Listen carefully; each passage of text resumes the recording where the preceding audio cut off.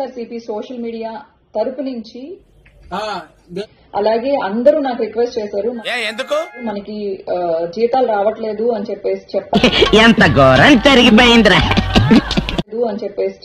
అక్క మీరు అని చెప్పేసి చెప్పారు. చిన్న భాషకి చెప్పు. చిన్న భాషనా? ఎస్, నా పేరు భాష, వీడు నా చిన్న భాష. వాళ్ళ తరపు నుంచి అలాగే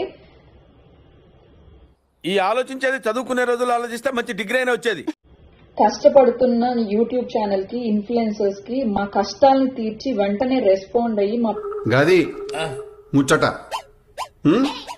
ప్రాబ్లమ్స్ ని తెలుసుకుని మా బ్రతుకు రోడ్ల మీదకి వచ్చిందన్న.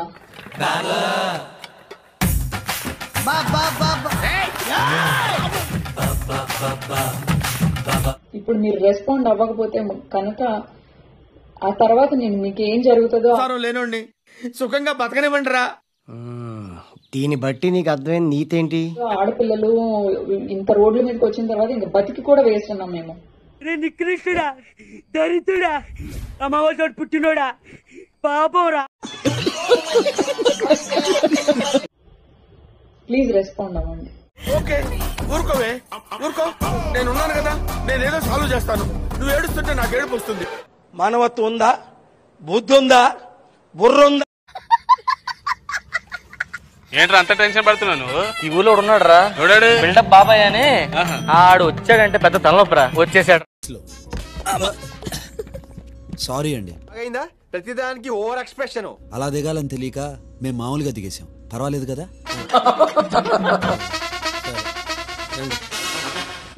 శుభసూచకంగా మనకు వర్షాలు కూడా వస్తా ఉన్నాయి. ఏంటి మమ్మీ ఎవడీడు?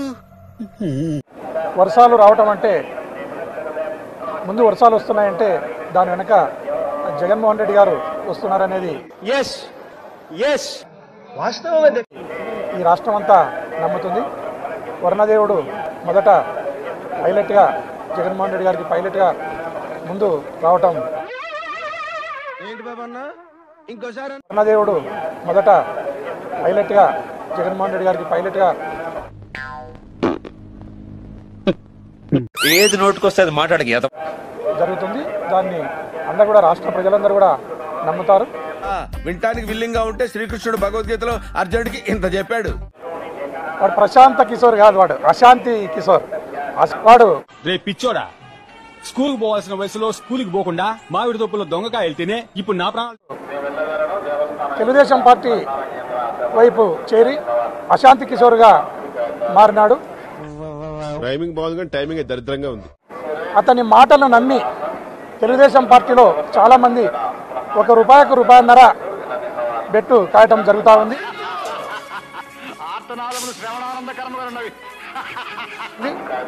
వారికి అందరికీ తెలియజేసేది, 2019లో ఏవైతే రిజల్ట్స్ ఉన్నాయో ఆ రిజల్ట్సే పునరావృతం కాబోతున్నాయి. ఇవన్నీ వినడానికి బాగుంటాయి కానీ ప్రాక్టికల్ గా వర్కౌట్ అవ్వవు. చూశాను. అటు చూడు బే, ఖచ్చితంగా ప్రజలు కూడా చూస్తా ఉన్నారు. కోల్పోతున్నాం అధికారం.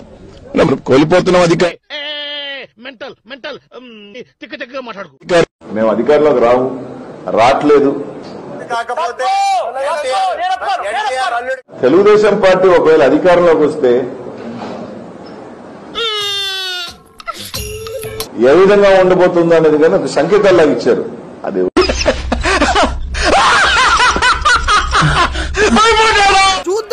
చూడటం కాదండి, మీరు చెయ్యాలంతే. సరే, మీరు ట్రై చేస్తారన్నారంటే అది ఓకే అయిపోయిన